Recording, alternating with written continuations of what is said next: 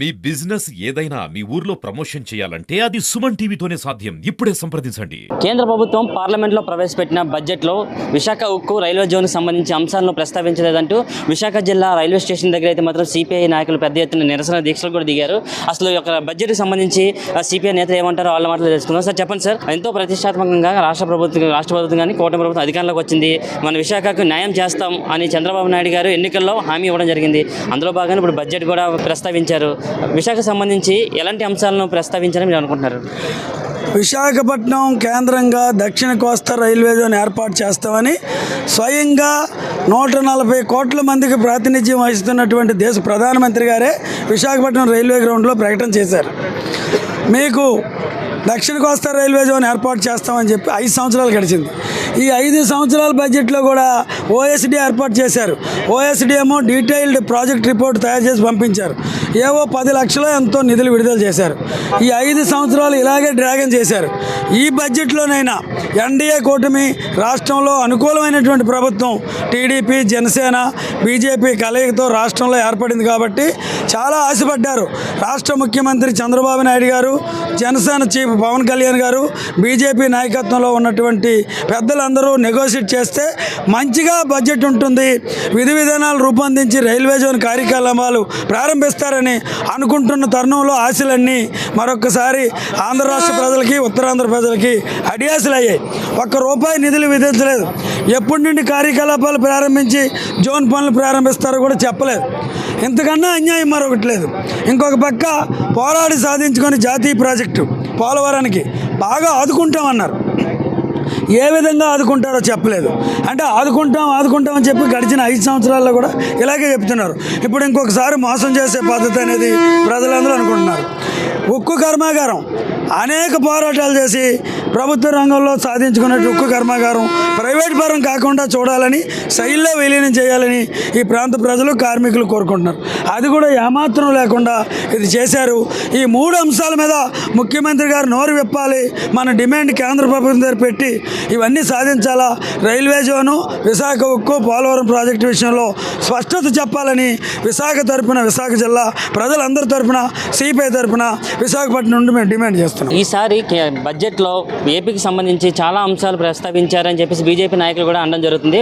మధ్య నుంచి కూడా వాళ్ళు ఒక మంచి శుభారంభం అన్నట్టుగా వాళ్ళు ఇప్పుడు మాట్లాడడం కూడా జరుగుతుంది సార్. దాన్ని మీరు ఎలా చూస్తారు సార్? అమరావతికి 15,000 కోట్ల రూపాయలు ఇస్తామన్నారు. అదట డైరెక్ట్గా నిధులు కేటాయించడం కాదు, కౌంటర్ గ్యారంటీ. అప్పు చేస్తే ఏ ప్రపంచ బ్యాంక్ దగ్గరో లేకపోతే జాతీయ బ్యాంకుల దగ్గర ఎక్కడైనా అప్పు చేస్తే కౌంటర్ గ్యారంటీ సంతకం పెడతారు. అది మేము ఇస్తామని చెప్పొచ్చు కదా. అది కాకుండా అన్నిటికన్నా ప్రమాదమైన అంశం ఏంటంటే బీహార్కి ఒక్క రోడ్లకే 26,000 కోట్ల రూపాయలు ఇచ్చారు. ఆ ముఖ్యమంత్రి గట్టిగా ఒత్తిడి చేసి ప్రత్యేక తరగతి హోదా కూడా అడిగారు. ప్రత్యేక తరగతి హోదా ఇవ్వం, అందుకు కావలసిన నిధులన్నీ ఇస్తామన్నారు. వాళ్ళకి ఇచ్చారు. మన ముఖ్యమంత్రి గారు కూడా ఎక్కువ చొరవ చేయాలా, విధి విధానాలు రూపొందించి రైల్వే జోన్కి నిధులు తేవాలా, పోలవరం ప్రాజెక్టుకి నిధులు తేవాలా, విశాఖపట్నం ఉక్కు కర్మాగారం ప్రైవేటు రంగంలో పోకుండా శైలిలో విలీనం చేయడానికి గట్టిగా కృషి చేయాలని మేము కోరుతున్నాం.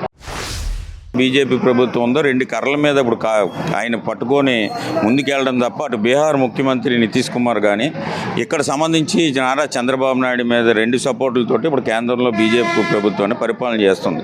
2 ఎన్డీఏ కూటమికి వీళ్ళు అంటగాక్కొని ఉన్నారు కాబట్టి ఇటు పవన్ కళ్యాణ్ కానీ, చంద్రబాబు నాయుడు కానీ, ఇక్కడ ఉన్న బీజేపీ ఏదైతే ఉంది 3 కూడా ఇప్పుడు విశాఖ ఉక్కుకు సంబంధించి పెద్ద ఎత్తున విశాఖ ఉక్కు అనేది పెద్ద ఎత్తున పోరాట ఉద్యమాలు అనేది ఇంచుమించు 2,000 రోజులు పైచిలుక ఉద్యమం చేస్తున్నారు. నగరంలో కానీ, అక్కడ కురవనపాలెం గేటు దగ్గర కానీ 32 మంది బలిదానం అయ్యి ఈరోజు 64 గ్రామాలు అనేది ఈరోజు ఏవైతే ఉన్నాయో భూమి అనేది ఇచ్చారు. 26,000 ఎకరాల భూమి అనేది ఇప్పుడు పెద్ద సెక్టర్ ఏదైతే విశాఖపట్నం ఉందో ఆ సెక్టర్ వల్లే ఈరోజు విశాఖ నగరం అంతా అభివృద్ధి చెందింది. అంటే కాంట్రాక్ట్ వర్కర్స్, అవుట్సోర్సింగ్ వర్కర్స్, ఇటు పర్మనెంట్ వర్కర్లు కలిపి 50,000 మంది అనేది ఉద్యోగం చేస్తున్నారు. వీళ్ళ మీద అంటే ప్రత్యక్షంగా, పరోక్షంగా ఆ పరిసర ప్రాంతంలో ఉన్న వాళ్ళంతా కూడా 2 లక్షల దాకా కూడా జీవనం అనేది తగ్గిస్తున్నారు. మరి దీని మీద విశాఖ ఉక్కు మీద నేటి వరకు కూడా ఇప్పుడు పార్లమెంట్ బడ్జెట్లో ఎటువంటి ప్రస్తావన అనేది రాలేదు. సెయిల్లో కలుపుతామని ఒక పక్క నుంచి చెప్తున్నారు, సెయిల్లో అసలు కలుపుతారా లేదనేది కూడా వర్కర్లకు అనేది చాలా ఇబ్బంది పరిస్థితి అనేది ఉంది. విశాఖ ఉక్కు అనేది ఉంటేనే విశాఖపట్నం అనేది సస్యశ్యామలుగా ఉంటుంది అనేది కూడా ముందు ఇక్కడ ఉన్న రాష్ట్ర ప్రభుత్వం ఏదైతే ఉందో చంద్రబాబు నాయుడు గారు ఆలోచన చేసి ఆ వైపుగా ఈరోజు బడ్జెట్లో దాని ఒత్తిడి అనేది ఈ పార్లమెంట్ సమావేశంలో తేవాలి.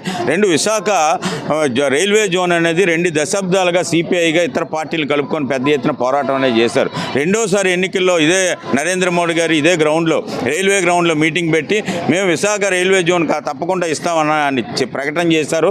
ఇచ్చేదంతా మీరు విశాఖ రైల్వే జోన్ ఇచ్చి గతంలో ఉన్న వైసీపీ గవర్నమెంట్ అనేది స్థలం కేటాయించలేదు అనేది లాస్ట్ ఎన్నికల ముందు దగ్గరలో ఈ మాటలు అనేవి దాటవేసి చెప్పే పరిస్థితి అనేది ఉంది. ఇది చాలా దుర్మార్గమైన చర్య. ఇప్పుడు చదువుకున్న పిల్లలు ఉన్నారు, వాళ్ళు ఉద్యోగాలు లేక నిరుద్యోగులు అయిపోయి రోడ్ల మీద ఇబ్బంది పడుతున్నారు. వీళ్ళకి రైల్వే జోన్ అనేది ఇస్తే ఇక్కడే ఎగ్జామ్ రాసి ఉద్యోగాలు అనేది వాళ్ళు సంపాదించడానికి అవకాశం ఉంటుంది అనేది ముందు విశాఖ రైల్వే జోన్ అనేది మీరు ప్రకటించడమే కాదు, దానికి నిధులు అనేది తొందరగా ఇవ్వాలి. తాగునీరు సాగునీరు ఏదైతే ఉందో పోలవరం ప్రాజెక్టు 100 ఏళ్ళ చరిత్ర గల పోలవరం ప్రాజెక్టు నేటి వరకు కూడా ప్రభుత్వాలు మారుతున్నాయి కదా తప్ప దానికి సంబంధించి ఇంతవరకు కూడా పూర్తిగా అది ఇంతవరకు కూడా దానికి పూర్తి కాలంగా ఇది పోలవరం ప్రాజెక్టు నిర్మాణం అయింది, తాగునీరు సాగునీరు ప్రజలకు ఇస్తున్నాం అనేది నేటి వరకు జరగలేదు. కాబట్టి జాతీయ ప్రాజెక్టుగా మీరు ఆ రోజు ఏదైతే శంకుస్థాపన చేసేటప్పుడు ఇదే నరేంద్ర మోడీ గారు పిడికిడి మట్టి చెంబు నీళ్ళు తెచ్చి శంకుస్థాపన చేసి వెళ్ళిపోయారు. గత ఉన్న 10 ఏళ్ళలో కూడా ఈ యొక్క ఏదైతే రాష్ట్రంలో ఉన్న మరి మంగళగిరి నుంచి విజయవాడ దాకా రాజధాని అనేది అది అలాగే ఉంది. కాబట్టి అది ముందు తొందరగా అది ఎన్నాల్లో మీరు 15,000 కోట్లు కేటాయించడం కాదు, ఎన్నాల్లో త్వరితగతిగా అది తొందరగా నిర్మాణం చేపడతారనేది ఒకటి చెప్పాలి.